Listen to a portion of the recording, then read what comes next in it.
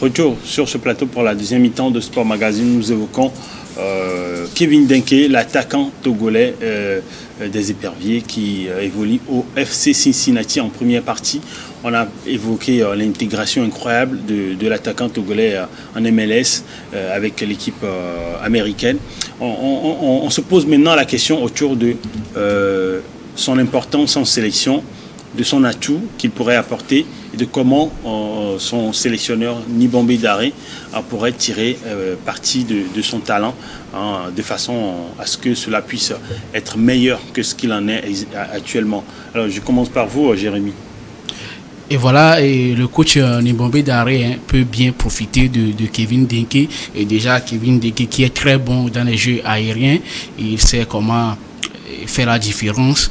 Il sait quand appuyer sur la gâchette et trouver le fond du filet. Maintenant, c'est au coach de savoir qui convoquer et comment allier ses autres coéquipiers pour pouvoir donner le bon jeu à Kevin Denke. Alors, vous le voyez dans quelle configuration? C'est vrai qu'il a déjà évolué dans le 3-5-2 sous Paulo Duarte. Et Nibombe Daré aussi l'applique.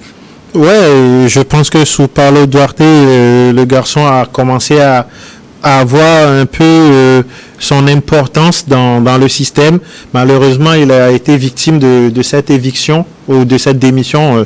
Il faut trouver le bon mot. C'était une démission de Paulo Duarte qui a amené Nibombe Daré à la tête des Éperviers. On a recommencé avec un nouveau système, mais à chaque fois qu'il est dans un système, il essaie de se fonder. Les chiffres sont là. C'est encore lui le meilleur buteur de la sélection togolaise lors des éliminatoires. Il a évolué dans ce 3-5-2. Il a marqué un but au Soudan. Il a évolué dans un 4-3-3. Il a encore marqué un autre but l'autre fois contre la Mauritanie. Ça veut dire que Kevin Denke, mis dans un système ou dans un autre, peut toujours exceller. Maintenant, comme l'a dit Jérémy, il faut trouver les bons partenaires à Kevin Denke en attaque. 3 à 3, ça, il joue le rôle de pivot. Il a essayé de faire progresser son jeu. Il joue souvent en déviation, dans ce rôle de fixation sur la pointe de l'attaque. Il a travaillé sa puissance physique. Il essaie d'utiliser son corps de plus en plus. Sa touche technique lui permet des fois aussi de se retourner, même si il va rester encore de la progression dans la finesse du garçon, dans la souplesse de son corps. Techniquement, c'est bon, mais il y a encore du progrès à faire dans ce il y a beaucoup de critiques à l'encontre de la sélection, notamment à l'encontre de l'attaque, et bien sûr, Kevin Denke en fait partie.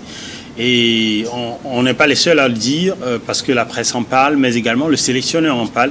Et il a évoqué le sujet lors d'une des conférences de presse qu'il a tenues lors de la dernière trêve, Nibombe Daré.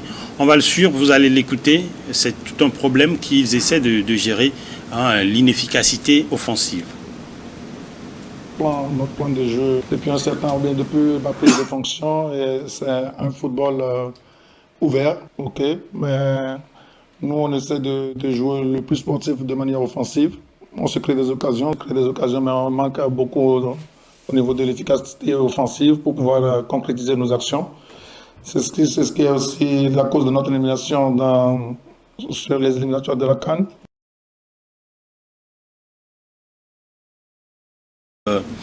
Il expose quand même la réalité qu'on sait déjà, mais on se demande est-ce que c'est la faute du sélectionneur ou des joueurs? Parce qu'au final, il y en a beaucoup qui disent que ce sont les joueurs qui n'arrivent pas à marquer. Bien sûr, Kevin Denke, il marque aussi, on peut dire souvent, mais pas beaucoup.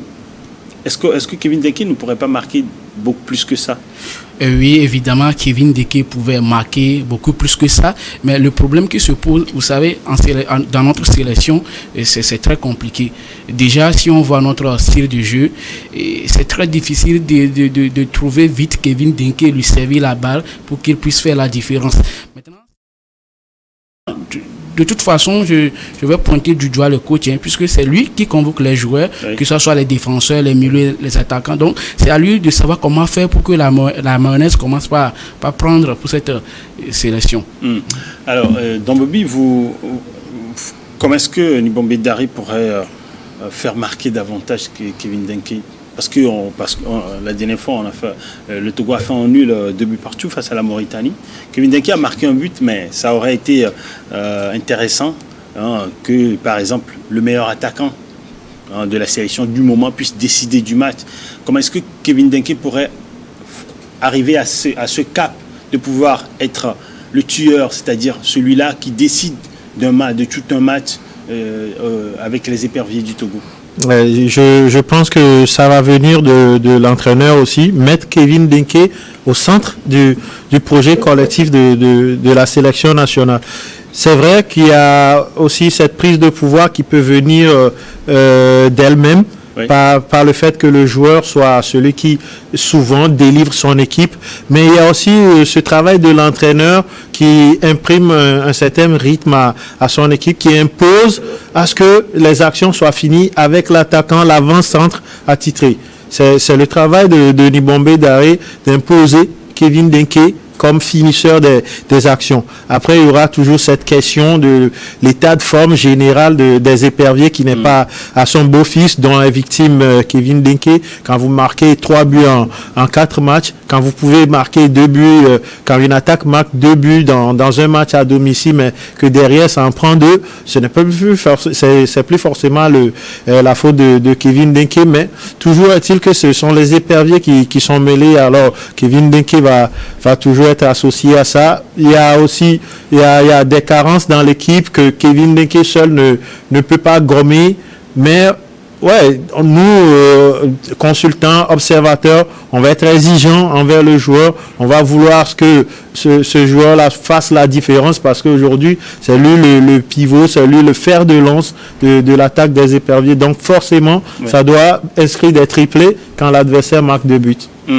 Alors, ouais, vous voulez ajouter quelque chose, Jérémy? Oui. Et vous savez, quand Kevin Denke vient en sélection, il est parfois obligé de revenir peut-être au milieu ou bien à la défense pour aider ses partenaires. À chercher la balle. Oui, avant et faire progresser la balle. Maintenant, une fois arrivé en attaque, maintenant, il y a aussi la fatigue qui joue, donc c'est un peu compliqué pour lui de faire la différence. Donc c'est un Nibombe Daré de mieux réfléchir, de chercher des solutions appropriées pour pouvoir donner le mieux à Kevin Denke, puisque actuellement c'est lui qui porte notre sélection. Alors est-ce que c'est vrai, lors de la dernière trêve il y a Fodolaba qui était absent, mais avec l'une des rares fois on a vu que on les a associés, Kevin Denke et puis Fodolaba, ça a marché quelque peu, même si c'était pas extra.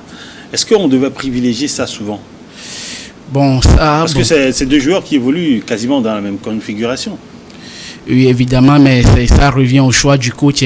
Même je vois que si on les associe, ça peut payer vite, puisque là-bas, Fodo aussi, c'est un joueur expérimenté. Il peut toutefois essayer de son côté de peser sur la défense, ce qui peut céder beaucoup d'opportunités à Kevin Denke de faire vite la différence. Oui, vous le voyez comment? Ouais, Fodolaba, c'est aussi une figure de cette sélection. C'est lui qui a essayé de prendre la relève depuis que l'ex-capitaine chez Adeba a pris sa retraite. Ça a quelque peu marché sur certains matchs, mais ça s'est vite essoufflé. Et son association avec Kevin Denke, oui. Kevin Denke, on en parlait, a dû progresser dans son jeu. À la base, c'était un ailier qui pouvait prendre le ballon, essayer des dribbles, rentrer dans le cœur du jeu.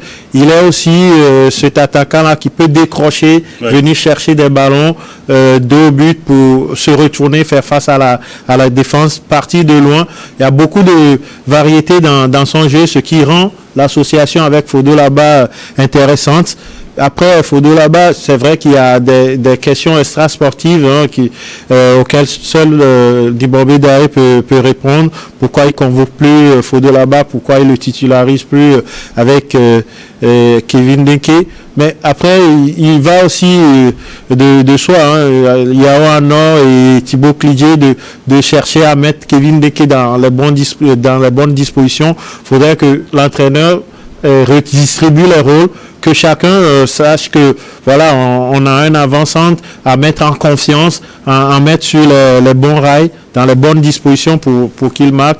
Là, on a comme l'impression que chacun essaie de jouer le rôle de sauveur face à un public qui est en manque de confiance clairement envers son équipe. Ça aussi, ça empiète un peu sur les résultats de l'équipe et notamment de Kevin Denke. Alors, j'en viens maintenant à vous, Jérémy. Vous aviez un carton jaune à donner à la Fédération togolaise de football. Oui, évidemment, j'ai un carton jaune pour la Fédération togolaise de football. Et pourquoi ce carton jaune? Et vous savez, aujourd'hui, on en parle de Kevin Denke, et qui, la saison passée, a fait une très belle performance. Il a même terminé meilleur buteur. Il a failli finir soulier d'or. Oui, il était en concurrence avec Haaland. Il était placé devant même Jude Bellingham, Mohamed Salah et tout. Et donc, c'est un peu décevant de voir que notre international togolais a fait ses efforts.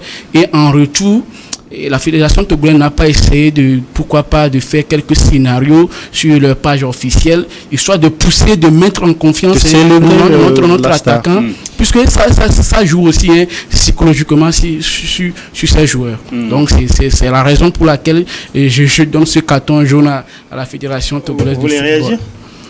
Ouais, j'y avais pas pensé. Franchement, j'y avais pas pensé. Toujours est-il que dans des pays, par exemple, comme le Ghana, il y a, ou encore le Cameroun, il y a le Ballon d'Or camerounais qui se donne en chaque fin de saison. C'est vrai qu'il y a aussi des awards ici au Togo aussi qui priment des sportifs, mais pas forcément venant de la fédération. Oui, ça, c'est un peu le travail que aussi doit faire la fédération, prendre sur elle de célébrer nos joueurs, d'essayer de les valoriser, parce qu'aujourd'hui, quand on parle d'un joueur camerounais, on se dit que c'est forcément l'un des meilleurs du continent, d'un Ivoirien, d'un Sénégalais, mais quand on parle d'un joueur togolais, c'est un peu en deçà de ce que ça peut être, et ça aussi, c'est un travail qui doit être fait au niveau de la fédération quand vous avez un joueur qui est meilleur buteur de la Pro League belge, qui a été élu meilleur joueur africain de la Pro League belge, qui a été 3e, je crois, au classement général des meilleurs joueurs de la Pro League, qui est dans le classement du soulier d'or européen. Ça aussi, ça se célèbre. Ça aussi, ça se valorise. Et il faut que la cellule de communication de la Fédération togolaise de football prenne en charge ce type de talent pour essayer de les mener encore plus haut. Après, il y aura aussi la cellule personnelle du joueur qui aussi a un travail à faire. Alors, dernière question avant qu'on clore cette émission. Vous voyez l'avenir de Kevin Denke en sélection, qu'est-ce qu'il pourrait représenter? Voilà. Le prochain à Adebayor? Oui, évidemment, c'est bien dit, puisque je l'avais vu en temps sur un site où c'était un interview pour l'international LS-Épervier chez Emmanuel Adebayor qui disait que il y a eu beaucoup, après lui, il y a eu beaucoup, par exemple, là-bas, Kodjo et Kliger. Mais quand lui voit Kevin Denke jouer, il sent quelque chose en lui.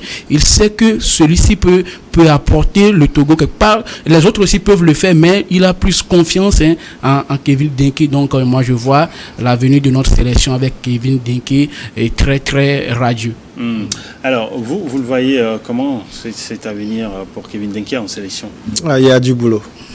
Je vais être franc, il y a du boulot parce que d'accord, Kevin Denke il est assez volontaire, il est en train de travailler, il progresse, mais on parle là d'une équipe qui doit jouer à 11 voire à 15 avec les potentiels remplaçants qui vont venir, tout un groupe qui doit être soudé, et Kevin Denke, aussi bon qu'il soit, ne sera jamais un Adebayor si l'équipe ne se qualifie pas, par exemple, pour la CAN.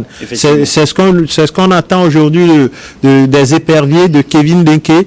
Il faut qu'il transporte le Togo sur ses épaules, il faut qu'il amène le Togo à la CAN, il faut qu'il fasse qualifier les éperviers pour la Coupe du Monde, et voilà. Ces buts auront beaucoup plus de valeur que maintenant. Il en a une dizaine avec la sélection, en une quarantaine d'apparitions avec les éperviers du Togo.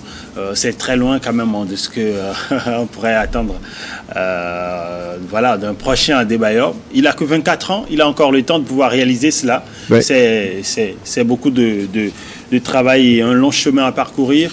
Merci Don Bobby d'être passé dans cette émission. Merci Helmut. vivement le prochain passage, pourquoi pas. Ouais, pourquoi pas. Jérémy, merci également. Merci beaucoup pour l'invitation aussi. Merci surtout à vous, nos chers téléspectateurs et chers internautes, pour votre intérêt à cette émission et d'être restés en notre compagnie. Merci à l'équipe technique et rédactionnelle derrière cette émission. Bonne suite de nos programmes sur Niod Info.